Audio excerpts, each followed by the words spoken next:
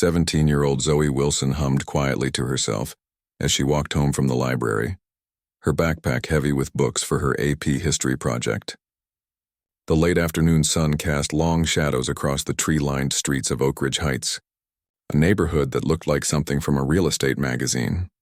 Perfect lawns, grand houses, and not a single piece of trash in sight. Zoe had lived in this neighborhood for nearly 3 years now, ever since her father had been transferred to the local FBI field office. Yet she still noticed how some neighbors would stare a beat too long when she jogged past their houses or walked their dog. Being one of the few black families in Oak Ridge Heights meant dealing with those lingering looks, but Zoe had learned to ignore them. Today, her mind was elsewhere. The history project was due in 2 days, and she still had pages of notes to organize. Plus, her debate team was meeting tomorrow to prepare for regionals, and she needed to practice her arguments. Zoe pulled out her phone to check the time, 5:17 p.m. Her dad would be home soon, probably already starting dinner. He always cooked on Tuesdays. The sound of a police siren chirping once behind her made Zoe jump. She turned to see a patrol car pulling alongside the curb, its lights flashing but no siren now. Her heart did that little skip it always did when police appeared nearby. An instinct her father understood all too well. Despite his own career in law enforcement, the patrol car's window rolled down, revealing a white officer with close-cropped hair and sunglasses despite the fading light. His name tag read Officer Reed.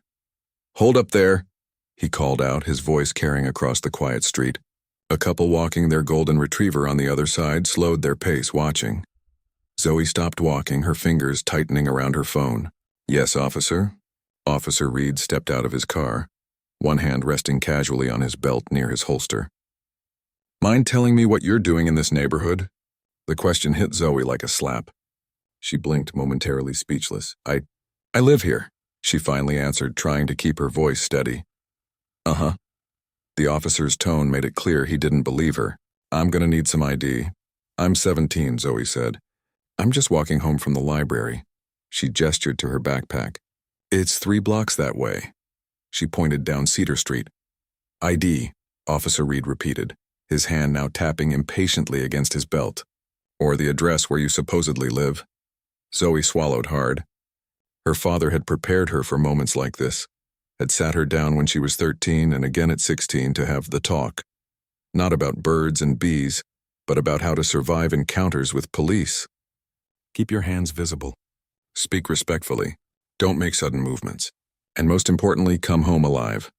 My address is 1487 Oak Ridge Drive," she said clearly. "It's the blue house with white trim on the corner of Oak Ridge and Pine." Officer Reed pulled out a small notepad, writing something down. "Been a string of break-ins and thefts around here lately," he said without looking up. "Young girl matching your description was seen trying doors down on Maple yesterday." "That wasn't me," Zoe said, her mouth going dry. "I was at school yesterday, then debate practice, then home." "Got anybody who can verify that?"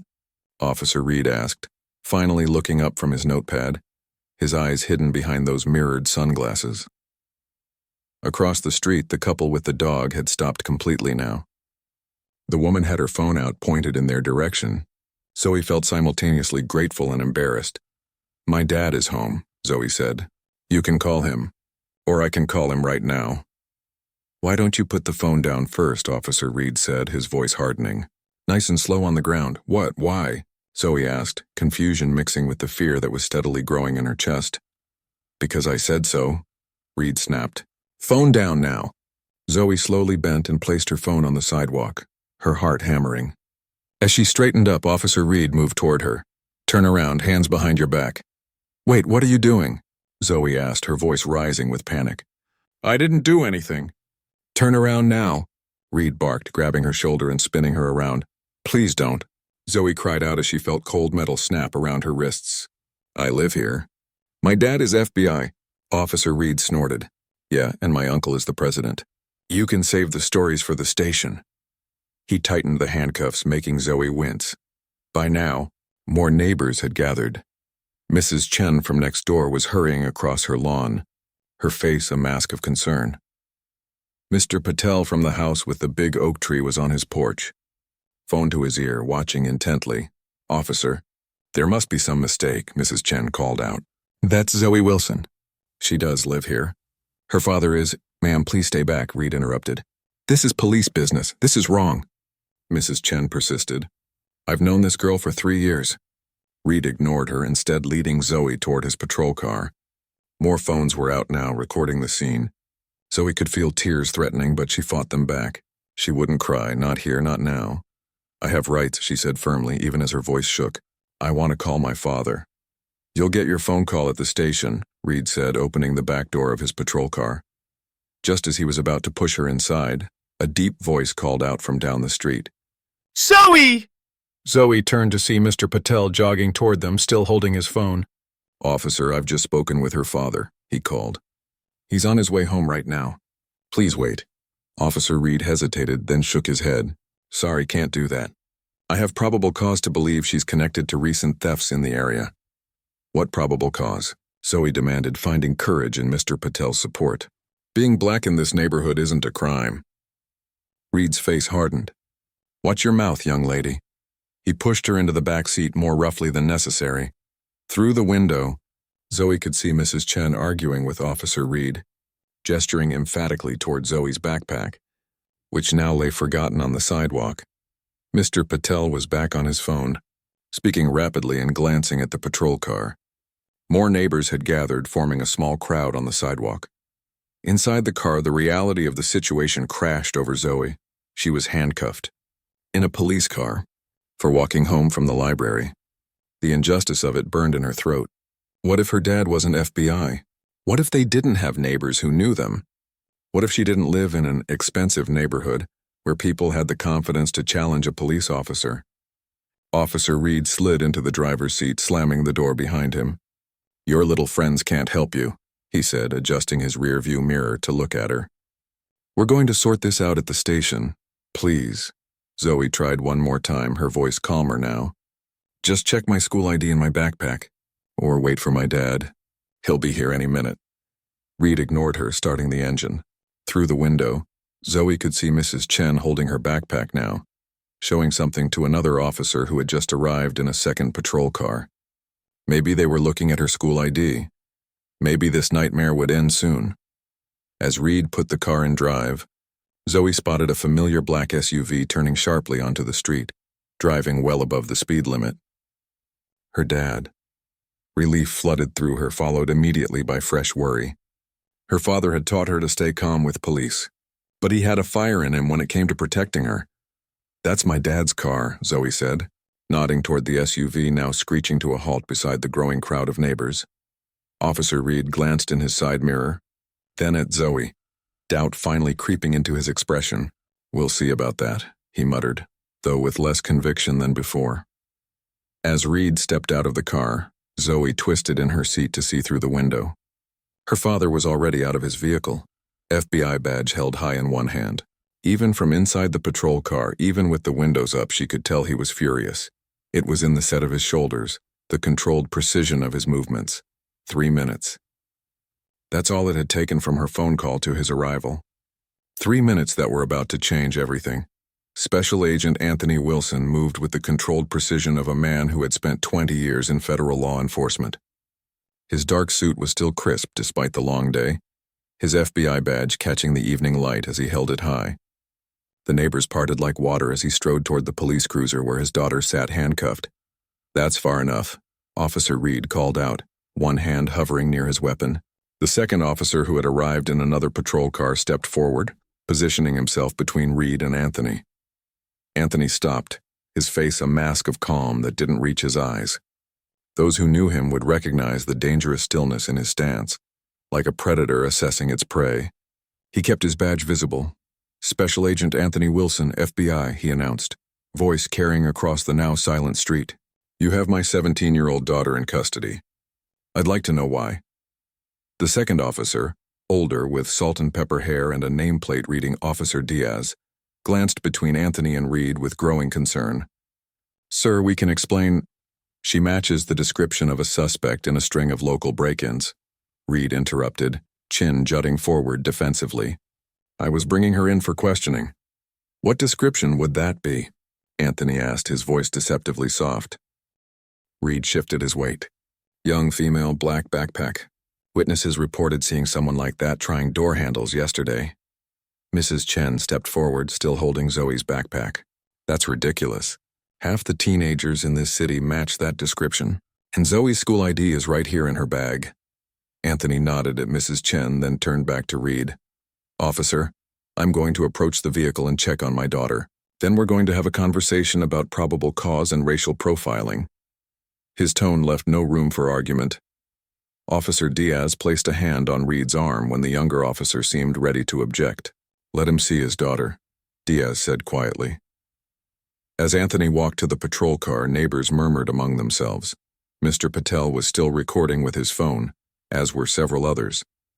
The couple with the golden retriever had crossed the street to join the growing crowd. Through the window, Zoe's eyes met her father's. The fear there made Anthony's heart clench, but he gave her a reassuring nod. He'd taught her how to handle police encounters. Stay calm, be respectful, come home alive. But he'd never imagined she'd need those skills 3 blocks from their own home. I need these cuffs off my daughter. Now, Anthony said, turning back to the officers. Officer Diaz nodded quickly. Reed, get the keys. Reed hesitated, then grudgingly produced the handcuff keys from his belt. The tension in the air was thick enough to cut as he unlocked the patrol car door. I was just following protocol, Reed muttered as he leaned in to unlock the cuffs. We'll discuss your protocol in a moment, Anthony replied, helping Zoe out of the car once her hands were free. Zoe rubbed her wrists, fighting back tears of relief as her father pulled her into a brief but fierce hug. You okay? He whispered. She nodded against his shoulder. I told him I lived here. I told him you were FBI. I know, Anthony said, his voice steady despite the rage building inside him. He turned back to the officers, keeping Zoe slightly behind him. Now I'd like to see the incident report Officer Reed was filling out, and I want his badge number and the name of his supervising officer. Reed's face flushed. Now wait just a minute, that's not a request, Anthony cut in. And since you're so concerned about proper protocol, I'm sure you had your body camera running during this entire incident, correct? Something flashed across Reed's face. Uncertainty, maybe fear. Officer Diaz noticed it too and frowned. Reed, Diaz said sharply, your camera is on, right? Reed's hand went to the small device clipped to his uniform. Of course it is, he said, but his hesitation was telling. Mrs. Chen stepped forward again, handing Zoe her backpack. I have everything on my phone, she said, her voice tight with anger, from the moment he put handcuffs on her. And I wasn't the only one recording. Other neighbors nodded, holding up their phones. Mr. Patel added, I've already uploaded my video to the cloud, just in case. Anthony gave the neighbors a grateful nod before turning his attention back to the officers. Officer Diaz, I'd like a word with you privately. As for Officer Reed, I believe he should wait right here while we talk. Reed's mouth opened, then closed. The crowd's eyes were on him, phones still recording. Whatever authority he'd felt earlier had evaporated in the face of Anthony's calm, methodical approach and the neighborhood's unified support. Diaz followed Anthony a few steps away, both men speaking in low tones. Zoe watched her father's face, the micro-expressions most people would miss, the slight narrowing of his eyes, the controlled movements of his hands as he emphasized certain points. She'd seen this version of her dad before, what she privately called FBI dad mode, but never directed at a situation involving her. After several minutes, Diaz nodded solemnly and returned to Reed. We're leaving, he told the younger officer. The Wilson family will not be pressing charges for unlawful detention at this time, but Special Agent Wilson will be contacting your captain directly. Pressing charges? Reed sputtered. For doing my job? For racial profiling and unlawful detention of a minor, Anthony corrected, rejoining the conversation. For failing to identify yourself properly, for escalating a situation unnecessarily, and possibly for tampering with evidence if that body camera footage mysteriously disappears. Reed's face darkened. You can't prove any of that. Anthony smiled, though there was no warmth in it. Actually, I can, and I will. He gestured to the gathered neighbors. With about a dozen witnesses and multiple video recordings from different angles, Mrs. Chen stepped forward again. And we'll all testify if needed, she said firmly, several neighbors nodding in agreement. This isn't over, Anthony continued, his voice level but intense. I'm not just an angry father, Officer Reed. I'm an FBI agent who specializes in civil rights violations. And you've just handed me a case study that happened to my own daughter.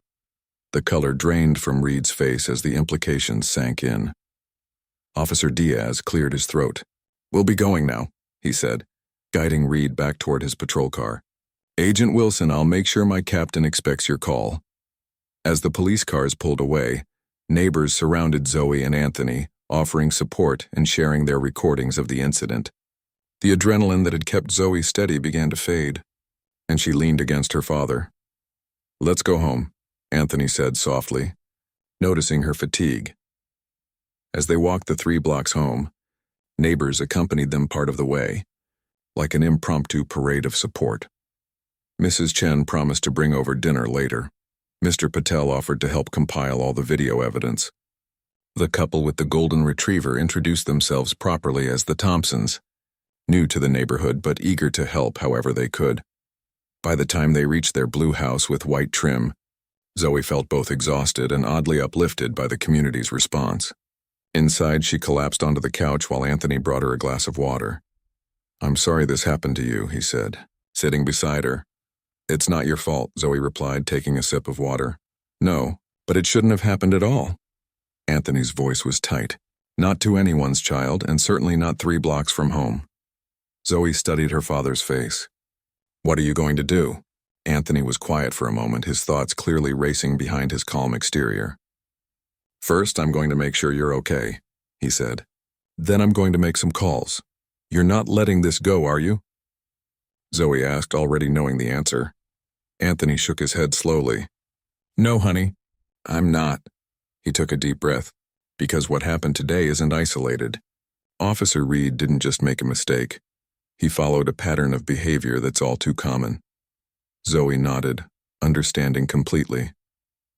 The thing is, Dad, she said quietly, if you weren't FBI, if our neighbors didn't know us, if we didn't live in this neighborhood. I know, Anthony replied, his voice barely above a whisper. That's exactly why this matters. Because not everyone has those protections. He reached for his phone and began scrolling through contacts. I think it's time I had a conversation with some colleagues at the field office. The Civil Rights Division has been gathering data on police interactions in this county for months. His eyes met Zoe's. Your experience today might be the key to understanding a much bigger problem. Zoe sat up straighter, her exhaustion temporarily forgotten. You mean this wasn't just about me? I don't think so, Anthony replied, his FBI training now fully engaged. And I intend to find out just how deep this goes. The next morning, Anthony Wilson sat in the office of Captain Eleanor Rivera at the Oak Ridge Police Department. His FBI credentials had gotten him an immediate appointment, despite the captain's busy schedule. He'd come alone, leaving Zoe at home to recover from yesterday's ordeal. I want to apologize personally for what happened to your daughter, Captain Rivera said, her expression grave. She was a veteran officer with 25 years on the force, the last 5 as captain. It should never have escalated to that point. Anthony nodded but remained silent, his leather portfolio open on his lap. Years of interrogation experience had taught him that silence often prompted people to keep talking, to fill the uncomfortable void. Captain Rivera shifted in her chair. Officer Reed has been placed on administrative duty pending a full investigation. Officer Diaz filed a concerning report about the incident. I appreciate that, Anthony finally said. But I'm not just here as Zoe's father. I'm here as an FBI agent with some troubling data. He pulled out several sheets of paper and placed them on the captain's desk. What am I looking at? Rivera asked, picking up the top sheet. Arrest and stop records for your department over the past 18 months, Anthony explained. My team at the Civil Rights Division has been monitoring patterns across the county. Your department stands out in several concerning ways. Rivera frowned, scanning the data. This is FBI data? Why wasn't I informed of this review? It's preliminary, Anthony replied. We hadn't reached the point of official notification. But after what happened to Zoe, I accelerated the timeline. The captain continued examining the papers, her frown deepening. The data showed clear disparities in who was being stopped, questioned, and arrested in Oak Ridge. This pattern, she said, pointing to a particularly stark graph. This shows that Black and Latino residents are stopped at rates 6 times higher than white residents, yes. Anthony finished for her. And the disparity is even greater for arrests. What's most concerning is that the charges against minority residents are dropped at a rate nearly 4 times higher than those against white residents. Rivera looked up, her expression unreadable, suggesting the arrests shouldn't have been made in the first place. Anthony nodded. Exactly. And Officer Reed? Anthony pulled out another sheet. His personal statistics are even more skewed than the departmental average. 9 out of 10 people he stops are minorities. His arrest record shows similar disparities. Rivera set the papers down and leaned back in her chair. I can't ignore this data, but I also can't help wondering if your personal involvement with Officer Reed is coloring your perspective. Anthony had expected this pushback. Captain, I've been building this case for months, long before Reed ever encountered my daughter. What happened yesterday simply put a face to the statistics, a face that happened to be my daughter's. Rivera nodded slowly. Fair enough. So what are you proposing? A joint task force, Anthony said. Your department and the FBI working together to address these issues before they escalate further. Before the Justice Department feels compelled to launch a formal investigation, the implied threat hung in the air between them. Police departments nationwide feared federal oversight, which often came with public scandal and expensive mandated reforms. And Officer Reed? Rivera asked. That's your call, Anthony said carefully. But I will tell you that my team is particularly interested in his body camera footage, not just from yesterday, but from all his stops over the past 6 months. Rivera's eyebrows shot up. You think there's a pattern of misconduct? The data suggests it, Anthony replied evenly. The question is whether you want to be ahead of this problem or behind it. The captain was silent for a long moment, studying the papers in front of her. Anthony waited patiently, giving her time to process what was at stake. Finally, Rivera looked up. I became a police officer to protect and serve everyone in this community. If there are officers on my force who don't share that commitment, I want to know about it. She straightened in her chair. I'll authorize the release of all body camera footage you request, and I'll assign my best internal affairs officer to work with your team. Anthony felt a measure of tension release from his shoulders. Thank you, Captain. That's the right call. Don't thank me yet, Rivera said grimly.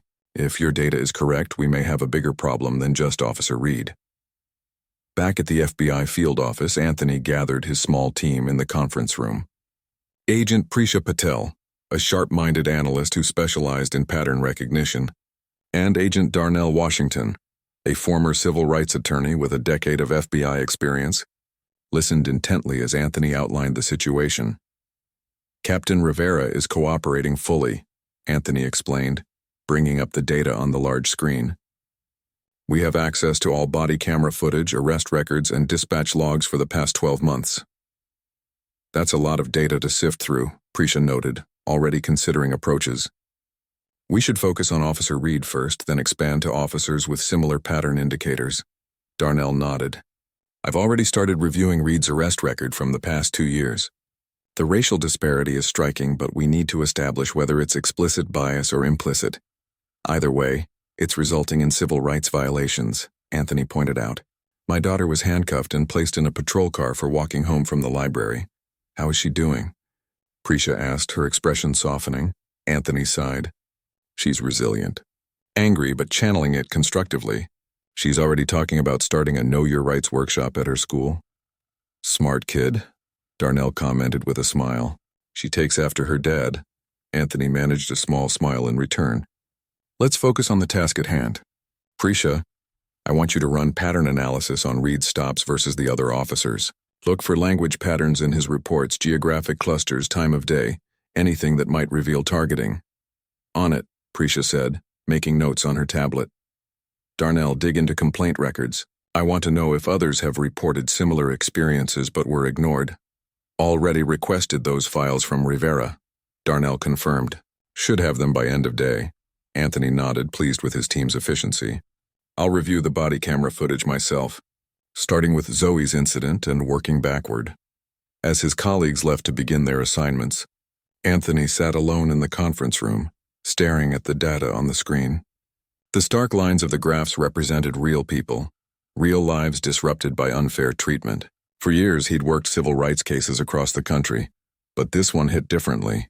This one had come home with him. His phone buzzed with a text from Zoe. Mr. Patel stopped by. 8 neighbors have shared videos of yesterday. How's it going? Anthony typed back, making progress. Captain is cooperating. Proud of you. 3 dots appeared as Zoe typed her response. Good, make them accountable. Not just for me.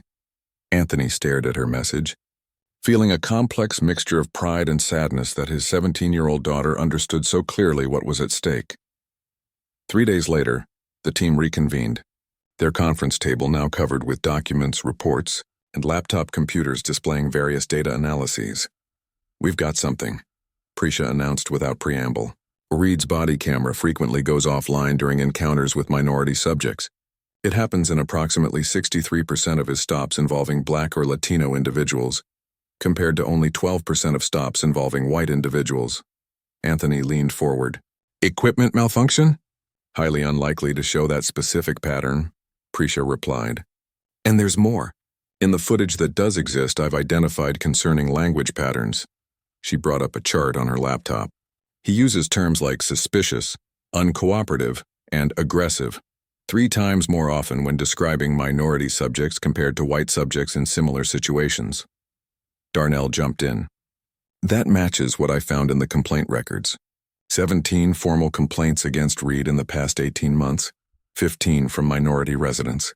All were dismissed due to insufficient evidence or conflicting accounts. And without body camera footage to verify, Anthony began.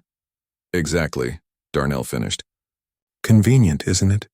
Anthony pulled up his own findings on the main screen. I reviewed all available footage of Reed's stops from the past 3 months. Watch this pattern. The screen displayed a compilation of clips showing Reed approaching various individuals. The difference in his demeanor, tone, and actions based on the person's race was subtle, but unmistakable. This goes beyond Reed, Anthony said quietly. The system enabled him. Those 17 complaints should have triggered a review long before now. Prisha nodded. I found 4 other officers with similar, though less extreme, patterns. And look at this. She displayed a map of Oak Ridge with colored dots representing stops. The concentration of stops in predominantly minority neighborhoods is disproportionate to both population density and reported crime rates. The 3 agents looked at each other. The implication's clear. We have enough for a preliminary report, Anthony said finally. I'll schedule a meeting with Captain Rivera for tomorrow. As they packed up their findings, Darnell paused. Anthony, I have to ask, how far are you planning to take this? Anthony looked up from the documents he was organizing. What do you mean? This could turn into a full Justice Department investigation. It could mean federal oversight of the entire department. Are you prepared for the blowback? The whole town will know it started because of what happened to Zoe. Anthony was quiet for a moment, considering. When I became an FBI agent, I swore to uphold the Constitution. Equal protection under the law isn't optional, it's fundamental. He closed his portfolio with finality. And yes, this started with Zoe. But it's about everyone who doesn't have an FBI agent for a parent. Everyone who doesn't have neighbors filming on their phones. Everyone who's been silenced because they didn't have the power to fight back. Darnell nodded, satisfied with the answer. Just checking. You know I'm with you all the way. We all are, Prisha added. As they left the conference room, Anthony's phone buzzed with another text from Zoe. Dad, there's something on the news about Officer Reed. Call me when you can. Anthony quickened his pace. Whatever was on the news, he needed to hear it, and it seemed their investigation might be moving faster than anticipated. Anthony called Zoe as soon as he left the conference room, walking quickly to his office for privacy. Dad, Zoe answered immediately. Have you seen the news? Not yet, Anthony replied, closing his office door. What's happening? Someone leaked videos of Officer Reed, Zoe explained, her voice animated. Not just mine. There are like 6 different incidents showing him harassing Black and Latino people for no reason. It's all over social media, and now the local news is covering it. Anthony sat down heavily in his chair. This was unexpected. Do they mention who leaked the videos? No, they're calling it an anonymous source, Zoe said. But Dad, there's more. 2 other people have come forward saying Reed arrested them unfairly, just like he tried to do with me. Anthony's mind raced. His team hadn't released anything yet. They were still compiling their report. Someone else had beaten them to it. Zoe, I need to go. I'll call you back later. He hung up and immediately dialed Captain Rivera. Her line was busy. Not surprising if the videos were already public. His next call was to Darnell, who picked up on the second ring. I just heard, Darnell said before Anthony could speak. Someone released footage of Reed's encounters. Channel 7 is running it as their top story. Do we know who leaked it? Anthony asked. Not yet, Darnell replied. But they had access to police body camera footage that wasn't officially released. It had to be someone inside the department, Anthony frowned. This complicates things. The leak could compromise our investigation if it wasn't handled properly. Or it could help, Darnell countered. Public pressure might make the department more willing to cooperate fully. Maybe, Anthony conceded. Let's see how Rivera responds. Can you keep monitoring the news coverage? Already on it, Darnell assured him. Anthony ended the call and opened his laptop to check the news himself. The top headline on the local news website read, Police officer accused of pattern of racial profiling. Below it was a still image from body camera footage showing Officer Reed confronting a young Latino man outside a convenience store. As Anthony scanned the article, his phone rang. Captain Rivera, Wilson, he answered. We need to meet, Rivera said without preamble. Now. 30 minutes later, Anthony sat across from Captain Rivera in her office. The blinds were drawn, and she looked like she hadn't slept in days. I didn't authorize the release of that footage, Rivera said immediately. Someone in my department went rogue. Do you have any idea who? Anthony asked. Rivera shook her head. I've narrowed it down to a handful of people who had access, but no concrete suspect yet. She rubbed her temples. This is a nightmare. The mayor's office is getting calls. Protesters are already gathering outside the station. The footage is authentic? Anthony asked, though he already knew the answer. Yes, Rivera admitted. It's from Reed's body camera, footage that should have been secured. And it's damning, Anthony nodded. My team found similar patterns. We were preparing to present our findings to you tomorrow. Rivera looked at him sharply. You weren't behind the leak, were you? No, Anthony said firmly. The FBI doesn't operate that way. We follow protocol. Rivera studied him for a moment, then seemed to accept his answer. Well, protocol is out the window now. The public is demanding answers, and I need to respond. She leaned forward. I want to see what your team has found. All of it. Right now. Anthony considered this request. He had planned a more measured approach, but the leaked videos had changed the timeline. All right, he agreed. I'll have my team bring over everything we've compiled. But Captain, you should know. This goes beyond Reed. What do you mean? The patterns we've identified suggest systemic issues within the department, Anthony explained carefully. Reed may be the most extreme case, but he's not the only one. Rivera's expression hardened. Bring me the evidence. If there are problems in my department, I want to know about them. 2 hours later, Anthony and his team had set up in the police department's conference room. Captain Rivera sat at one end of the table, flanked by her internal affairs officer, Lieutenant Grace Wong, and the department's legal counsel. Anthony, Prisha, and Darnell occupied the other end. Their evidence spread between them. Prisha finished presenting her data analysis, pointing to the final slide on her laptop. The statistical pattern is undeniable, she concluded. The disparities in who gets stopped, questioned, and arrested cannot be explained by random chance or crime patterns. Lieutenant Wong spoke up. Could this be unconscious bias rather than deliberate targeting? The outcome for citizens is the same either way, Darnell pointed out. But in Reed's case specifically, the pattern is too consistent to be unconscious. Look at these clips. He played a compilation of body camera footage showing Reed's differing approaches to white versus minority citizens. In one clip, Reed let a white teenager go with a warning for an open container of alcohol. In another, filmed the same week, he arrested a black teenager for the identical offense. The department's legal counsel, a thin man with wire-rimmed glasses, cleared his throat. This is certainly concerning, but isolated incidents don't necessarily prove a department-wide problem. It's not isolated, Anthony responded, sliding a thick folder across the table.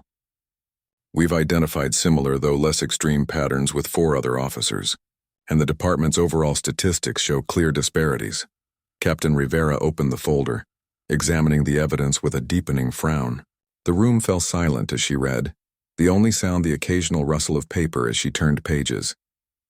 Finally, she looked up. "What exactly are you proposing?" Anthony exchanged glances with his teammates before responding. "A complete review of departmental policies and practices. Retraining for all officers. Body cameras that cannot be turned off during encounters and," he paused, "termination for Officer Reed, with a referral to the district attorney for potential criminal charges of civil rights violations." The legal counsel started to object, but Rivera held up her hand, silencing him. "The 4 other officers you mentioned," she said. "I want their names and all evidence against them." "Of course," Anthony agreed. Rivera nodded slowly. "I became a police officer to protect all citizens, not to perpetuate injustice." She looked at her legal counsel. "We're going to cooperate fully with the FBI on this, and we're going to hold a press conference tomorrow to announce it." The legal counsel looked alarmed. "Captain, I strongly advise against making any public statements until we've fully assessed our legal position." "Our legal position?" Rivera repeated, her voice sharp. "Our legal position should be on the side of equal justice. If we've failed in that, we need to own it and fix it." She turned back to Anthony. "Agent Wilson, your team has done thorough work here. I want to thank you for bringing this to my attention." Anthony nodded, somewhat surprised by Rivera's response. He had expected more resistance. "There's something else you should know," Rivera continued. "The leak of those videos? I've just been informed it was Officer Diaz. The officer who was with Reed when he detained my daughter?" Anthony asked, surprised. "Yes," Rivera confirmed. "He came forward an hour ago. Said he couldn't stand by anymore after seeing what happened to your daughter. Apparently he'd been documenting Reed's behavior for months, but felt his concerns were being ignored through official channels." Anthony processed this information, thinking of the older officer who had seemed uncomfortable with Reed's actions that day. "What happens to Diaz?" he asked. "Technically, he violated department policy by releasing confidential footage," Rivera said. "But given the circumstances, let's just say I'll be taking that into consideration." As the meeting wrapped up, Anthony felt a weight lift from his shoulders. This was far from over. Implementing real change would take time and continued pressure, but it was a significant step forward. Outside the police station, the group of protesters had grown. Signs reading "Justice Now" and "Hold Police Accountable" waved in the early evening air. Local news vans lined the street, reporters doing live updates with the station as their backdrop. Anthony's phone buzzed with a text from Zoe. "Just saw Captain Rivera on the news saying there will be a full investigation." "Did you do that?" He smiled slightly as he typed back, "Not just me. A lot of good people working together." 3 dots appeared as Zoe typed her response. "They're saying Officer Reed has been suspended pending termination." "Is that true?" Anthony confirmed. "Yes, and there's more to come. I'll tell you everything when I get home." As he walked to his car, Anthony noticed a familiar face in the crowd of protesters, Mr. Patel from their neighborhood, standing with Mrs. Chen and several other neighbors. They held signs that read "Justice for Zoe" and "Our neighborhood stands together." Mr. Patel spotted him and raised a hand in greeting. Anthony nodded back, feeling a surge of gratitude for the community that had rallied around his family. His phone rang, the FBI assistant director wanting an update on the situation. As Anthony answered, he watched the protesters, the news crews, the police officers watching nervously from behind the station's glass doors. This case had started with one incident involving his daughter, but it had grown into something much larger, a reckoning that was long overdue, and it was far from over. 3 months later, Zoe stood at the podium in the Oak Ridge High School auditorium, facing a room packed with students, parents, and community members. Behind her sat a panel that included her father Anthony, Captain Rivera, Officer Diaz, now promoted to sergeant, and the mayor of Oak Ridge. "Welcome to our first Know Your Rights workshop," Zoe began, her voice steady despite her nerves. 3 months ago, I was handcuffed and put in a police car for walking home from this very library. She gestured toward the school library visible through the windows. Today, we're turning that negative experience into something positive, education that can help all of us. The audience applauded, and Zoe caught her father's proud smile from the panel behind her. "What happened to me wasn't unique," Zoe continued. "It wasn't random, and it wasn't acceptable. But thanks to neighbors who recorded the incident, an officer who had the courage to speak up, and a police captain willing to acknowledge problems in her department. Real change is happening in Oak Ridge. In the 3 months since the videos of Officer Reed had gone public, Oak Ridge had become a focal point for police reform efforts. Reed had been fired, along with 2 other officers whose patterns of misconduct had been revealed during the investigation. Reed was now facing criminal charges for civil rights violations, not just in Zoe's case, but in several others uncovered during the review of body camera footage. Captain Rivera had implemented sweeping changes, new training programs, community oversight committees, and a complete overhaul of how citizen complaints were handled. The Oak Ridge Police Department was becoming a model for other cities looking to address similar issues. Today, you'll hear from experts about your constitutional rights during police encounters, Zoe explained to the audience. You'll learn what officers can and cannot legally do, how to safely assert your rights, and what to do if those rights are violated. She introduced her father, who stepped up to the podium. Thank you. Zoe, Anthony said, adjusting the microphone. As both an FBI agent and Zoe's dad, I've seen this issue from multiple perspectives. Today I want to talk about the balance between effective law enforcement and respecting civil rights. For the next hour, Anthony walked the audience through practical scenarios and clear explanations of constitutional protections. Captain Rivera followed, outlining the changes in department policies and how citizens could file complaints if needed. Officer Diaz spoke about the importance of officers holding each other accountable. Throughout the workshop, Zoe watched the faces in the audience, teenagers like her who were learning information that could protect them, parents who looked both concerned and relieved, community members who had come together across racial and economic lines.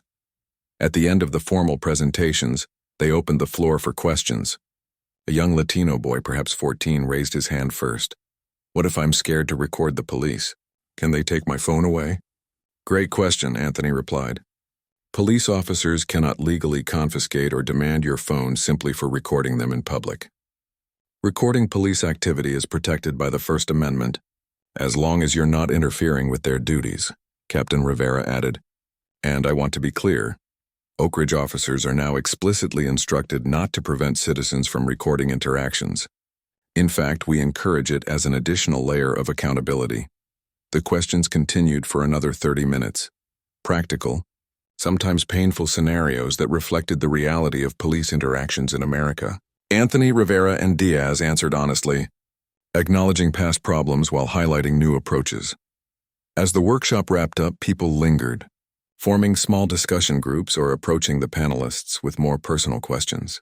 Zoe found herself surrounded by classmates, many sharing their own experiences with law enforcement.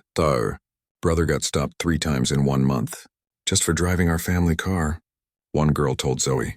Maybe now things will be different. That's the goal, Zoe replied, but it takes all of us paying attention to make sure the changes stick. Later that evening, Anthony and Zoe sat on their back porch, reflecting on the day's success. The workshop had been Zoe's idea, developed as part of her senior project after the incident with Officer Reed. What had started as a small school event had grown into a community-wide initiative, with more sessions already scheduled. You were amazing today, Anthony told her, handing her a mug of hot chocolate. I couldn't be prouder. Zoe smiled, wrapping her hands around the warm mug. I was so nervous at first. But once I started talking, I realized this isn't just about what happened to me. It's about making sure it doesn't keep happening to others. Anthony nodded. That's exactly right. System change is hard, but it starts with people like you who refuse to stay silent. And people like Officer Diaz, Zoe added. I never expected a police officer would be the one to leak those videos. Sometimes allies come from unexpected places, Anthony agreed. Diaz had been documenting Reed's behavior for months but felt his concerns were being ignored through official channels. Your incident was the tipping point for him. Zoe was quiet for a moment, thinking, do you think things are really changing? Not just here in Oak Ridge, but everywhere? Anthony considered the question carefully. Change isn't linear, he said finally. There will be progress and setbacks. But yes, I do think things are changing. Each generation gets a little closer to the ideal of equal justice. He smiled at his daughter. And your generation seems particularly determined to make it happen. Their conversation was interrupted by the doorbell. It was Mrs. Chen carrying a large tray of cookies. I heard the workshop was a big success, she said as Zoe invited her in. I thought you deserved a celebration. Mr. Patel and his wife arrived moments later, followed by the Thompsons and several other neighbors. What had been a quiet evening reflection turned into an impromptu gathering of the people who had stood by the Wilsons from the very beginning. The community response has been incredible, Mrs. Thompson commented as everyone settled in the living room. I never expected our neighborhood to come together like this. Sometimes it takes a crisis, Mr. Patel observed. What happened to Zoe was terrible, but look at the good that's coming from it now. As the neighbors chatted, Zoe slipped away to check her phone. She had received an email from the school newspaper editor, asking if she would write a piece about the workshop for next week's issue. As she began composing her response, her phone buzzed with a news alert. Officer facing federal charges in civil rights case agrees to plea deal. Zoe clicked on the article. Former Officer Reed had agreed to plead guilty to violating the civil rights of multiple individuals, including Zoe. As part of the plea, he would serve time in federal prison and would never work in law enforcement again. More importantly, he had agreed to testify about the informal practices and unwritten rules that had enabled his behavior for so long. Zoe returned to the living room, showing the article to her father. Anthony read it quickly, then shared it with the gathered neighbors. This is significant, he explained. Reed's testimony could help identify similar problems in other departments. This case might have started here in Oak Ridge, but its impact could be much wider. Later that night, after the neighbors had gone home, Zoe sat at her desk working on her article for the school paper. She titled it, From Handcuffs to Handbook: How One Incident Sparked Community Change. As she wrote, Zoe reflected on the journey of the past 3 months. The fear and humiliation of being handcuffed on her own street had transformed into determination and purpose. The neighborhood that had witnessed her wrongful detention had become a community united for justice. The police department that had allowed Officer Reed to abuse his power was now actively working to prevent similar abuses. The system wasn't perfect, far from it. But it had bent toward justice this time, and Zoe was determined to keep pushing. She ended her article with words that she hoped would inspire her classmates. Justice isn't a destination we reach once and then stop. It's a path we choose to walk every day together. What happened to me could happen to anyone. But what we did in response, standing up, speaking out, and demanding change, is something anyone can do. And when we do it together, even the most powerful systems can be transformed. Zoe reread her conclusion, nodded with satisfaction, and hit send. Then she closed her laptop and got ready for bed, knowing that tomorrow would bring new challenges and new opportunities to make a difference.